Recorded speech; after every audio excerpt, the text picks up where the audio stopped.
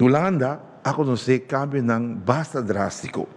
Holanda, botar para a direção de estudo é mais complicada e contrário na outro país não é maneira de guia de universidade no holandês ou hogeschool no holandês tá outro.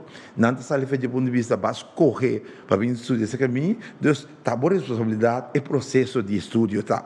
Então pouco a pouco é criticar na que você tende que muita gente falha, muita gente não logra. Holanda começa a realizar que tende basicamente o que nós necessitamos é estudantes de 18, 19, 20 anos e se guia.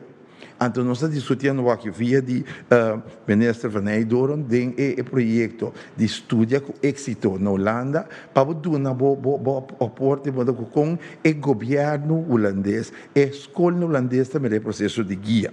Me tem que pensar que cognitivamente está provado que nós muitos não está mais suaco que outros estudantes, nem da Holanda, nem da região, cognitivamente.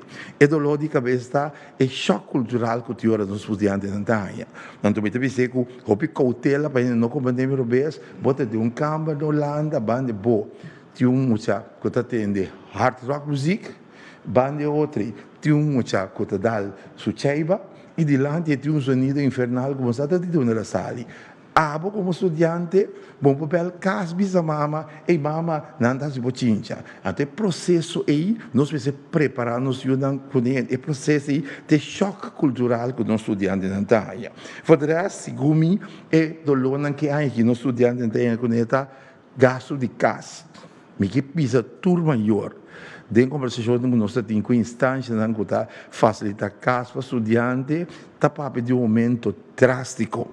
Dentro da conversação que nós temos com o ministro de ensinança, não deve ser tudo possível para que os confrères de Holanda possam mitigar o gasto para os estudantes. A crise energética que está caminhando outro ano está ponendo que tem chance que o gasto suba entre 125 euros tem máximo de 270 euros para caminho da estudante não está viva.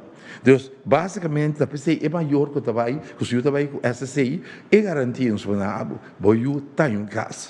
Nossa sorte para boiu ter casa e nosso personal na Holanda está cá na inteiro ano que para chegar na seguinte casa.